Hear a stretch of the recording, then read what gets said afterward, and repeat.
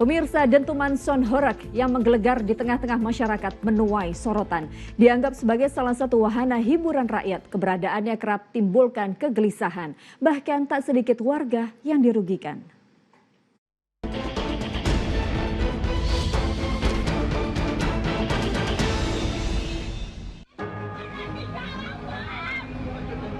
Son Horeuk dengan dentuman audio menggelegar kini seakan tak terpisahkan dari pesta atau hajatan di sejumlah daerah di tanah air, utamanya di wilayah Jawa Timur. Sayangnya, belakangan ini keberadaannya bikin resah akibat dampak buruk yang ditimbulkan.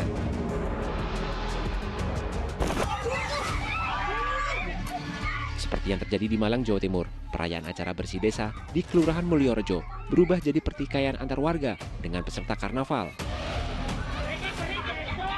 Pertikaian dipicu sistem audio jumbo atau Son Horeuk yang dibawa peserta karnaval dirasa mengganggu warga.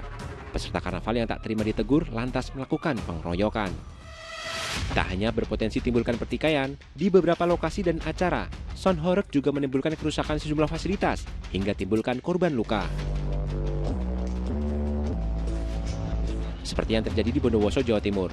Pengeras suara setinggi 5 meter yang diangkut di truk tiba-tiba jatuh usai tersangkut ranting pohon.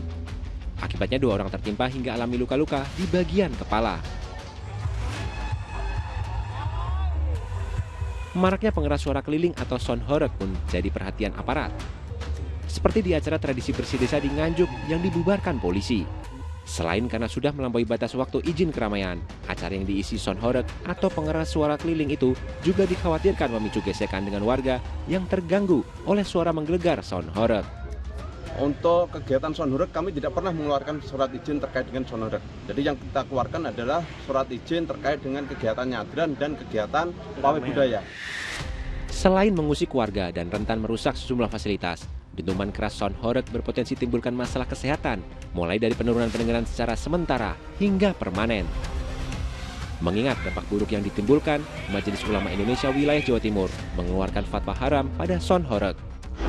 Fatwa yang dikeluarkan oleh Majelis Ulama Indonesia Provinsi Jawa Timur nomor 1 tahun 2025 itu mengatakan bahwa keberadaan Son Horeuk itu lebih banyak madharatnya daripada manfaatnya, sehingga dalam fatwa ini dikatakan haram.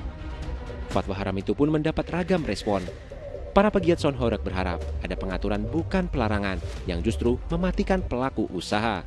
Harapan kami pemerintah tidak melarang, karena juga Son Horeuk ini juga sangat membantu, pertama juga usaha kami, seperti itu. Namun Wakil Gubernur Jawa Timur Emil Dardak meminta para pengusaha Son Horeuk untuk menghormati fatwa Majelis Ulama. Kami kemarin dengan teman-teman Rijalul Ansor itu melakukan juga diskusi mengenai kaedah-kaedah yang tidak boleh dilanggar. Jadi semua harus patuh aturan, harus patuh pada aturan pemerintah dan juga harus menghormati fatwa ulama. Agar tak timbulkan konflik sosial yang lebih luas, pemerintah perlu segera mengambil langkah tegas dengan memperjelas regulasi Son Horeuk secara adil. Ketika di besok ada Bahsul Masail, pesantren besok ada Bahsul Masail yang jelas-jelas melarang, kemudian diperkuat dengan fatwa MUI, kami sangat sepakat dan mendukung apa yang menjadi fatwa MUI Jawa Timur. Dan memang itu harus segera ditindaklanjuti oleh pemerintah. MUI atau para kiai ini pada tataran fatwa. Akan tapi untuk tidak lanjut tentu ada penting dukungan dari pemerintah. Lewat terbitnya regulasi yang tegas dan adil, harapannya tercipta keseimbangan.